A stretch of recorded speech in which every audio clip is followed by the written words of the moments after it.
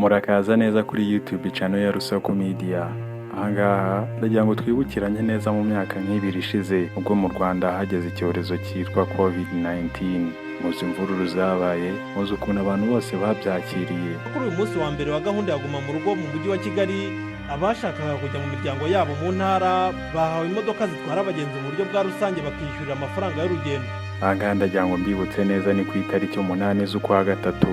Ahangaha ni mu mwaka w'2020 ubwo icyorezo cyageraga mu Rwanda kizanwe n'umuhinde wari uje gusura igihugu cy'u Rwanda, aho uyu muhinde bamupimye bagasanga afite icyorezo cya COVID-19, aho basanze rwose uyu muhinde ashobora kuba yarahuye n'abandi bantu, bityo igihugu cyose kigahita kijya mu kangaratete biturutse ku muntu umwe gusa. Muzi imvururu zabaye, muzi saga zagiye ziba hirya no hino mu tubari, mu tubyiniro ndetse n'ahandi hose mu masoko, yewe tutibagiwe no kwa muganga. Gusa munyihanganira ubanza nihuseho cyane, kugira ngo mbibutse neza ko iki cyorezo cya COVID-19 kijya gutangira cyatangiriye mu mujyi wa Wuhan mu gihugu cy'Ubushinwa, aho ni mu kwezi kwa 12 mu 2019. Icyo gihe nta muturage wo mu cyaro n'umwe watekerezaga ko iki cyorezo cyabasha kuba cyava mu Bushinwa kikaba cyamugeraho aho ngaho yibereye mu cyaro we n'abiwe, bikamubuza kongera kujya guhinga ukundi ndetse n'iyindi mirimo yikoreraga mu buzima bwe busanzwe. Ahangaha ari naho abaturage bavugaga ati se gute iki cyorezo kizava mu Bushinwa n'amaguru kikaba cyangeraho, ese ubwo cyaba cyagiye gute?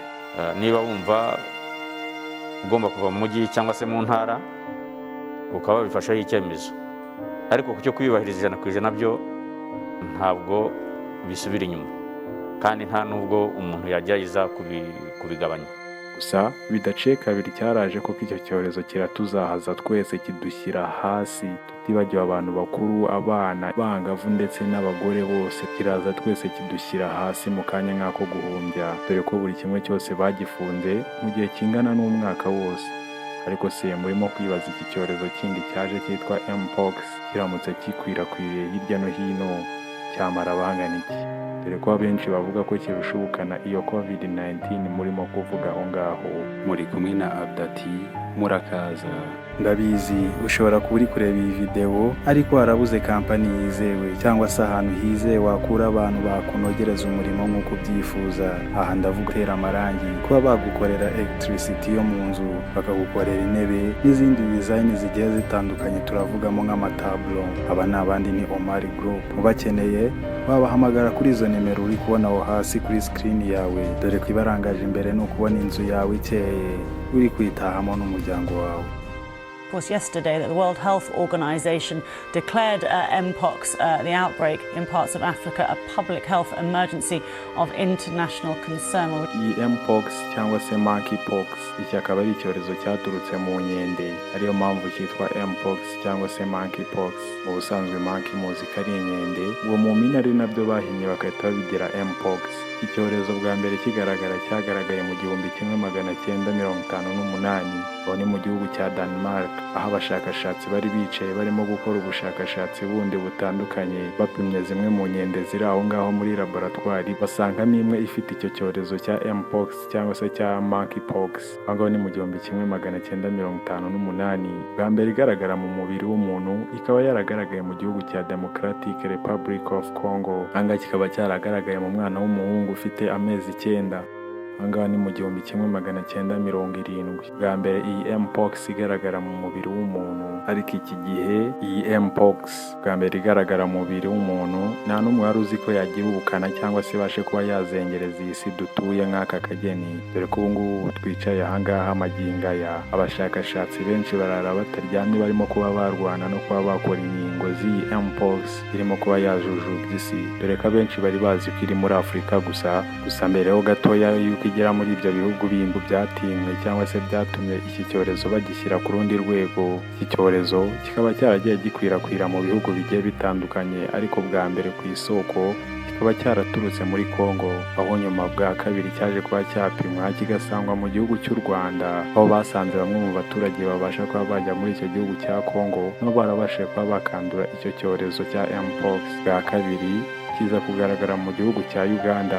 Ahangaha naho baje gusangamo abaturage babiri bafite icyo cyorezo cya mpox. Bwa gatatu nabwo baje gupima basanga mu gihugu cya Kenya cy'abaturanyi nacyo cyamaze kugerwamo n'icyo cyorezo cya mpox. Gusa nabo ntibabyumva neza ukuntu icyo cyorezo cyageze aho ngaho iwabo bidaciye kabiri. Mu gihugu cy'u Burundi naho basanga abandi baturage batatu nabo bafite icyorezo cya mpox. Gusa aho ngaho iki cyorezo kuko cyaba kigiye kutumara twese nk'uko turimo kubitekereza cyangwa, ariko kugira ngo kijye guhuruza amahanga hirya no hino bikaba byaratangiye ubwo iki cyorezo cyasanzwe mu bihugu bitatekerezwaga ko cyageramo. Ubu tuvugana none ahangaha ikigo cyitwa WHO cyangwa se World Health Organization kikaba cyarapimye mu bihugu bindi bigiye bitandukanye, bakaba baratunguwe no kubona mu bihugu bitandukanye harimo nka Sweden, Pakistani ndetse no muri Leta Zunze Ubumwe za Amerika hakaba haragaragayeyo nabo kesi z'abarwayi ba mpox. Ahangaha rero bikaba byarahise bihabwa indi ntera bigaragara ko iki cyorezo bititaweho neza ko gishobora kuba cyasakara hirya no hino ku isi mu bihugu bigiye bitandukanye, kandi ko nta limite ihari cyangwa se nta mupaka icyorezo kigira.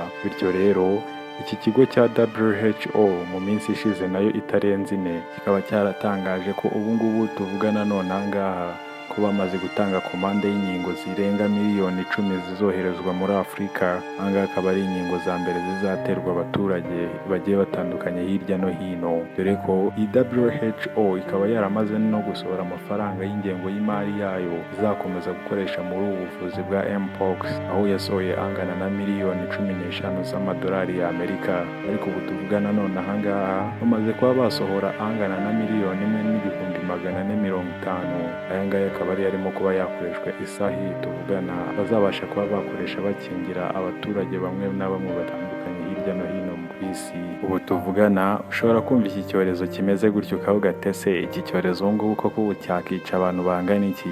Ariko nyamara si uko bimeze, kuko ubu ngubu tuvugana ku mugabane wa Afurika honyine hamaze kuba hagaragara bamwe mu bantu bafashwe n'iki cyorezo cya mpox, aho bangana n'ibihumbi 2,863, naho bamaze guhitanwa n'iki cyorezo bakaba bamaze kugera kuri 517 kuri uyu mugabane wonyine wa Afurika, dore ko nibura kesi zabashije kuba zakekwaho cyangwa se abantu babashije kuba bakekwaho ko bafite iki cyorezo cya mpox, dore ko bangana n'abantu 17,000 ndetse n'abandi nabo bakiri gukomeza biyongeraho bangana n'ibihumbi 714. Abangaba nabo akaba ari abandi nabo bagaragaye mu mwaka w'ibihumbi 2022 ndetse n'abandi 15,000 babashije kuba bagaragara mu bihumbi 2023.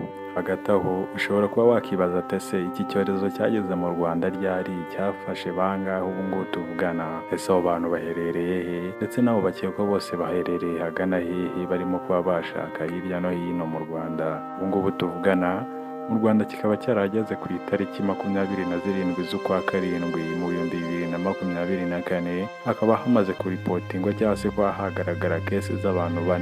Ubu ngubu tuvugana n'abandi 11 barimo kuba babasha kuba bapimwa nabo barebe ko bafite nabo iki cyorezo cya mpox cyangwa se ubushita buva ku nkende. Iki cyorezo nacyo kikaba cyaragaragaye ku muntu ufite imyaka 39, aho yakundaga kuba yagenda mu gihugu cy'abaturanyi cya Kongo, akaba atuye Kicukiro, Kanombe, ariko ubu ngubu neza mu rugo aho ataha akaba ari Kimironko. Ibi babishyize hanze nyuma y'iminsi 5 akimara kuba yakandura. Rero namwe ndagira ngo mube maso mubashe kuba mwakurikiza ingamba zo kwirinda, dore ko iki cyorezo ushobora kuba wenda wegeranye n'umuntu ufite zimwe muri izi ndwara cyangwa se ufite iki cyorezo cya mpox. Ariko hagati aho ngaho ushobora kuba wakibaza ati ese iki cyorezo cya mpox nakirinda ne?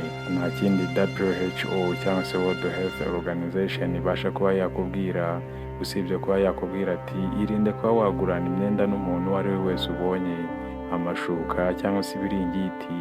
Wirinde no kuba wahuza n'undi muntu ibikoresho ibyo ari byo byose bishobora kuba byatuma wewe ubwawe ubasha kuba wahuza amaraso n'inyamaswa iyo ari yo yose cyangwa se n'umuntu runaka wanduye. Ikindi barakubwira ngo ishyira mu kato umuntu wese ufite icyo cyorezo cya mpox cyangwa se buri muntu wese wagaragayeho ibimenyetso bya mpox, ndetse n'abo ngabo barimo kuba bakorwaho ubushakashatsi, yewe nawe ubashe kuba wabashyira hirya yawe kuko byagufasha cyane. Ikindi bakubwira, karaba mu ntoki bikwiriye n'isabune buri kanya umaze kuba wasuhuzanya n'abantu runaka. Ikindi, wirinde kuba wasuhuzanya ukoresheje umunwa cyangwa se utubizu. Wirinde kuba wahoberana cyane. Wirinde kuba ndetse wasomana cyangwa se uryamane n'umuntu uwo ari we wese ufite icyorezo cyangwa se ukekwaho iyi mpox. Ikindi nabashishikariza ni uko uzafata izi nkingo ubwo zizaba zamaze kugera inaha muri Afurika, dore ko bamaze gukora ubu ngubu inkingo zirenga miliyoni 10 zizoherezwa hano ku mugabane wa Afurika zije kuba zafasha bamwe mu bantu batuye uyu mugabane, ndetse bitarenze ibyo ngibyo bakaba bazakora n'izindi zirushijeho bitewe n'ukuntu iki cyorezo kizaba cyakomeje gukara, kugira ngo ataba wowe cyangwa se njyewe uzabasha kuba wakandura iki cyorezo cya mpox.